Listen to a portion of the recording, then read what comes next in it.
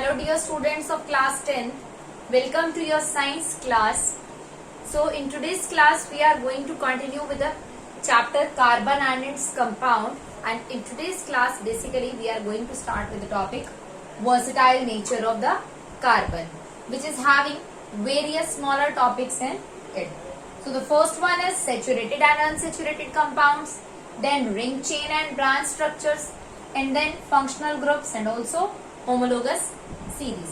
Now when we are talking about the versatile nature of the carbon, versatile nature means adjustable nature, that how you are going to adjust your personality as per the other thing, or how you are going to adjust your characters as per the need of the era.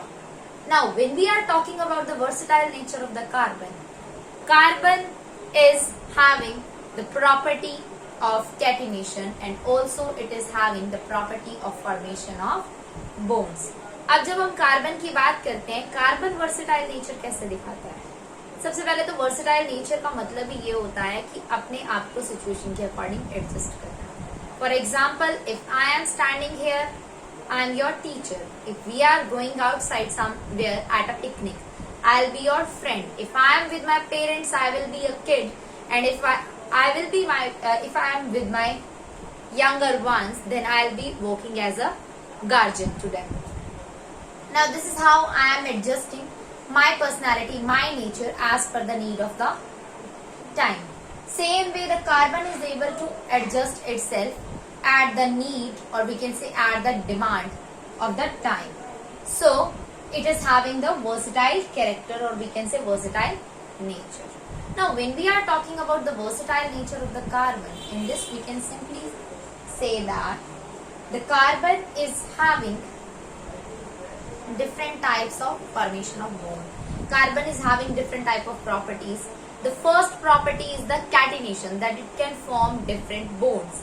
Carbon के अंदर catenation की property होती है, जिसका मतलब क्या होता है कि ये अलग अलग बॉन्ड्स बना सकता है. और उस बॉन्ड के बिहाफ पे क्या होता है, हम लोग इसके अंदर जनरली देखते हैं कि ये प्रॉपर्टी की वजह से कार्बन जो अपना बॉन्ड बना सकता है, उसकी प्रॉपर्टी की वजह से क्या होता है कि जो कार्बन है ना हमारा, किसी के साथ भी एडजस्ट हो सकता है, और इसी की वजह से इसके थाउजेंड्स ऑफ द कंपाउंड्स जो है बन सकते हैं. और सेकेंडरी प्रॉपर्टी अगर अपने वर्सेटाइल नेचर में देखें तो कार्बन के अंदर 4 वैलेंसीज होती हैं.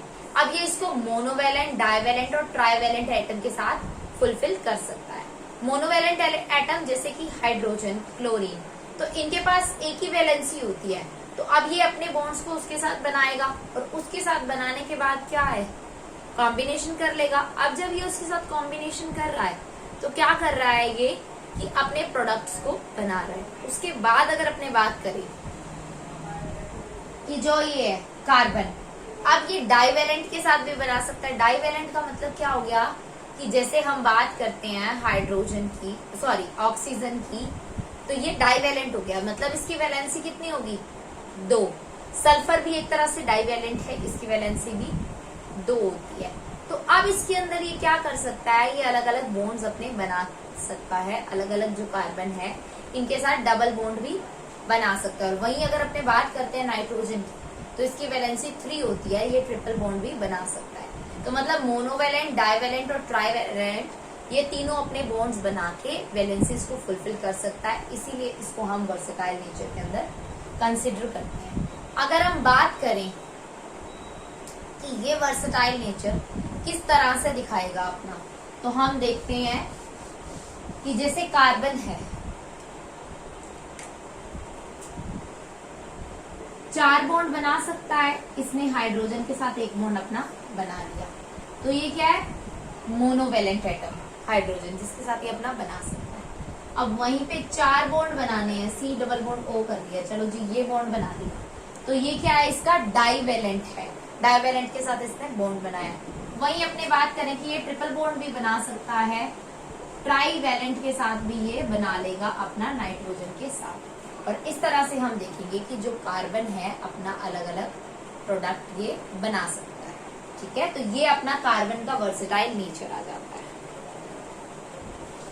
और उसके बाद हम बात करते हैं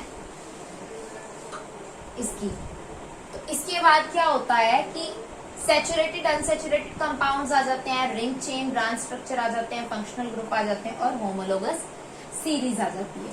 तो सबसे पहले हम बात करेंगे सैचुरेटेड और अनसैचुरेटेड कंपाउंड की। सैचुरेटेड कंपाउंड वो कंपाउंड होते हैं जिसके अंदर कार्बन जो है सिंगल बॉन्ड के साथ जुड़ा हुआ होता है, ठीक है। अब ये C सिंगल बॉन्ड C है, इसके बाद सारे हाइड्रोजन इसके साथ लगे हुए हैं, तो यहाँ पे जो कार्बन है हमारा C सिंगल बॉन्ड C, ये हमारा सैचुरेटेड बॉन्ड है। अगर अपने वही बात करें अनसैचुरेटेड की, अनसैचुरेटेड बॉन्ड्स वो बॉन्ड होते हैं जहां पे कार्बन के अंदर डबल बॉन्ड आ जाता है, और डबल बॉन्ड आ गया तो ऑटोमेटिकली इसकी वैलेंसीज के अंदर क्या है, 2 हाइड्रोजन आ जाएंगे, क्योंकि 2 वैलेंसीज तो इसकी कार्बन कार्बन बॉन्ड के साथ ही फुलफिल हो रही है, तो ये हमारा अनसैचुरेटेड आ जाता है। और इसके बाद अगर अपने ट्रिपल बॉन्ड की बात करें तो ट्रिपल बॉन्ड में भी क्या है, ये कंपाउंड हमारा अनसैचुरेटेड रहेगा। जहां पे कार्बन कार्बन सिंगल बॉन्ड आ गया वो कंपाउंड हमारा सैचुरेटेड होता है, और वहीं पे जहां पे कार्बन कार्बन डबल बॉन्ड आ गया या ट्रिपल बॉन्ड आ गया वो हमारा अनसैचुरेटेड कंपाउंड रहता है, ठीक है। ये हमारा सैचुरेटेड और अनसैचुरेटेड कंपाउंड था। अब इसकी अगर अपने बात करें सैचुरेटेड और अनसैचुरेटेड कंपाउंड की, तो इसके अंदर अपने देखते हैं कि इस तरह से हमारा ये जो प्रोडक्ट बनता है। अब सैचुरेटेड अनसैचुरेटेड कंपाउंड्स तो हमने देख लिए कि कैसे ये फॉर्म होंगे। अगर ये सिंगल बॉन्ड आ गया तो मतलब सैचुरेटेड है, डबल बॉन्ड आ गया तो अनसैचुरेटेड है। इसके अलावा रिंग चेन और ब्रांच स्ट्रक्चर ये किस तरह से फॉर्म होंगे। अगर हम बात करें रिंग चेन और ब्रांच स्ट्रक्चर की, तो सबसे पहले हम ये देखते हैं कि अगर कोई भी स्ट्रक्चर स्ट्रेट लिया है, हमने किसी भी स्ट्रक्चर के अंदर अपनों ने स्ट्रेट सी बातें ली, फॉर एग्जाम्पल अगर मैं बात कर रही हूं कार्बन कार्बन की चेन की, तो ये मेरी चेन इस तरह से जा रही है, और इसके अंदर जो वेकेंट वैलेंसीज हैं उनको मैं हाइड्रोजन से फुलफिल कर रही हूँ, ठीक है, उनको मैं हाइड्रोजन से फुलफिल कर रही हूँ, क्योंकि मुझे पता है कार्बन की वैलेंसी कितनी है, 4 है। अब कार्बन की वैलेंसी जब 4 है तो मैंने उसके बदले में उतने हाइड्रोजन लगा दिए, तो वैलेंसी क्या हो गई इसकी, कंप्लीट। अब यहाँ पे कोई उल्टा पुल्टा स्ट्रक्चर देखने को नहीं मिल रहा, ये सीधी चेन देखने को मिल रही है। ये चेन मेरी क्या है, स्ट्रेट चेन, ये मेरी क्या है, कार्बन की स्ट्रेट चेन। वहीं पे अगर कार्बन अपना एक क्लोज्ड स्ट्रक्चर बना रहा है, बंद स्ट्रक्चर बना रहा है, इस तरह से कोई हर पॉइंटेड एंड यहाँ पे क्या करता है, कार्बन की प्रेजेंस को इंडिकेट करता है। अब ये अगर बना रहा है तो इसके अंदर क्या आ जाएगा हमारा, हम लोग जनरली देखते हैं हर पॉइंटेड एंड कार्बन का बता रहा है, ये मेरा कार्बन प्रेजेंट है यहाँ पे। अब जो वैलेंसी रहेगी किससे फुलफिल होएंगी, हाइड्रोजन से। जो वैलेंसीज मेरी रह गई है वो किससे सारी फुलफिल होएंगी, हाइड्रोजन से। तो अब ये हाइड्रोजन से मेरी वैलेंसीज फुलफिल होएंगी वहां पे, तो हम लोग जनरली देखेंगे इस तरह से। अब ये 2 बॉन्ड्स तो ऑलरेडी फॉर्म्ड है, यहाँ 2 बॉन्ड्स तो ऑलरेडी फॉर्म्ड है। अब ये जो 2 बॉन्ड्स ऑलरेडी फॉर्म्ड हैं उनके साथ साथ 2 हाइड्रोजन लगा के मैं इनकी वैलेंसीज को फुलफिल कर दूंगी। इस तरह से ये मेरा रिंग स्ट्रक्चर बन जाएगा।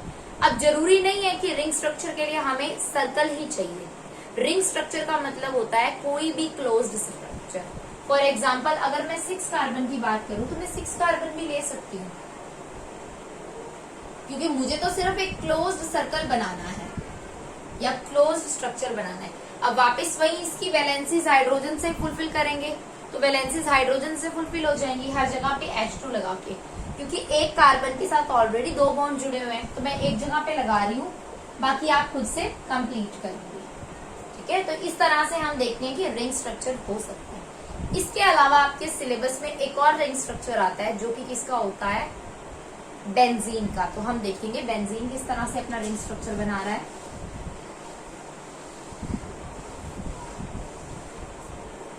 अब ये जो है बेंजीन, अब जैसे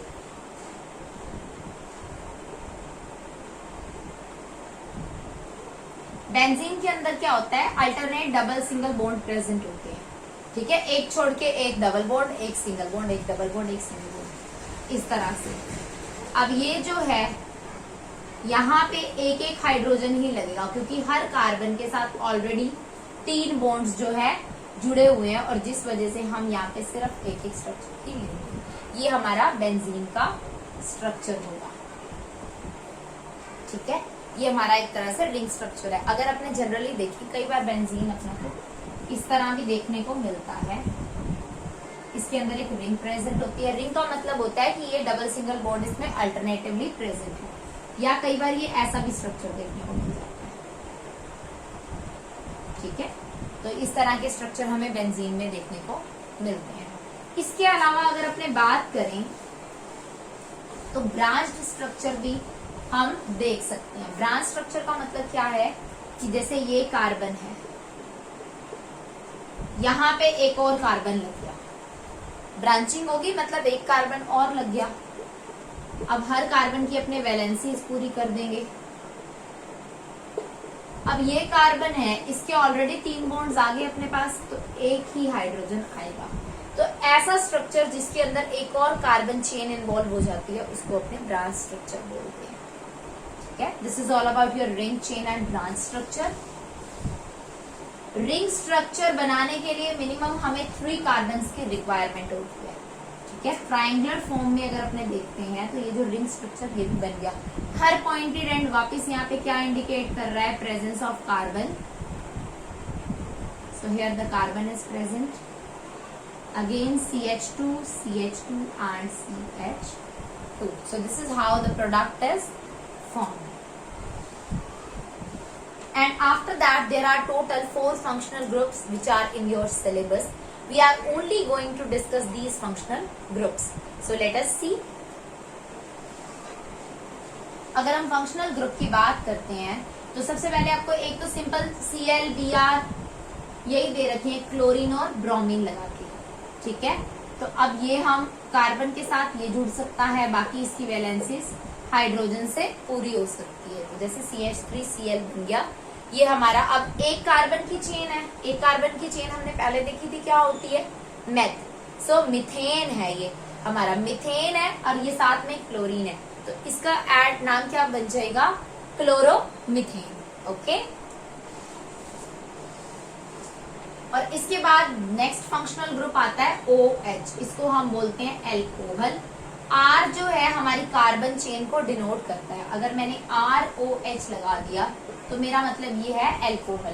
तो किसी भी चेन के साथ कार्बन की मैंने एल्कोहल लगा दिया तो मेरा ये प्रोडक्ट बन गया।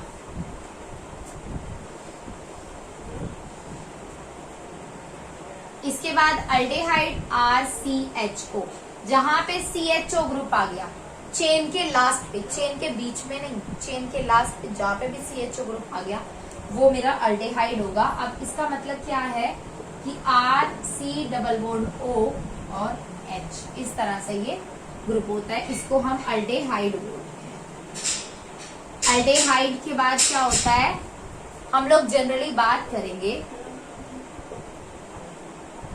COOH, ये हमारा कार्बोक्सिलिक एसिड ग्रुप होता है। अब जो हमारा कार्बोक्सिलिक एसिड ग्रुप होता है उसको अपने किस तरह से लिखते हैं? RC डबल बॉन्ड OOH, ये हमारा ग्रुप आ गया। ठीक है, अब इसके अलावा एक लास्ट जो फंक्शनल ग्रुप आपके सिलेबस में है जो कि है ketone, RC double bond O, और इसके बाद वापस से R लिखते हैं, मतलब ये चेन कार्बन की रही। कीटोन ग्रुप कभी भी कार्बन के अंदर या आपकी कार्बन चेन के अंदर लास्ट में नहीं आता, क्योंकि अगर कीटोन ग्रुप लास्ट में आ रहा है तो वो अल्डेहाइड बन जाएगा, ना कि आपका कीटोन होगा। ये आपके फंक्शनल ग्रुप्स हैं जो आपके सिलेबस के अंदर है। ओके, अब लास्ट में आता है होमोलोगस सीरीज। होमोलोगस सीरीज का क्या मतलब होता है? जनरली ये सिंपल ऐसे ही देख लो, जब कोई भी कार्बन चेन है उसके अंदर एक नेक्स्ट मेंबर कार्बन का ऐड हो रहा है तो हम कह सकते हैं कि जो पुराने वाली होमोलोगस सीरीज है उससे नई वाली होमोलोगस सीरीज में एक का डिफरेंस है, 1 CH2 यूनिट का डिफरेंस होगा। फॉर एग्जांपल CH3 इथेन है, अगर मैंने इथेन से प्रोपेन बनाना है, ये मेरा इथेन है, इथेन से मुझे प्रोपेन बनाना है तो क्या होगा? CH3 CH2 CH3, मतलब एक CH2 ग्रुप में ऐड करूंगी। अगर वहीं प्रोपेन से मैंने ब्यूटेन बनाना है तो CH3 CH2 CH2 CH3, ये जो है हमारी फिर से चेन बन जाएगी। तो इस तरह से हम लोग जनरली देखते हैं कि अगर हम CH2 ऐड कर रहे हैं या सब्सट्रैक्ट कर रहे हैं तो हमारी होमोलोगस सीरीज जो है जनरेट होती है। So this is all about your chapter. So I hope you all understood this. If there is any doubt, you can personally ping me. So that's all for your class. Have a nice day.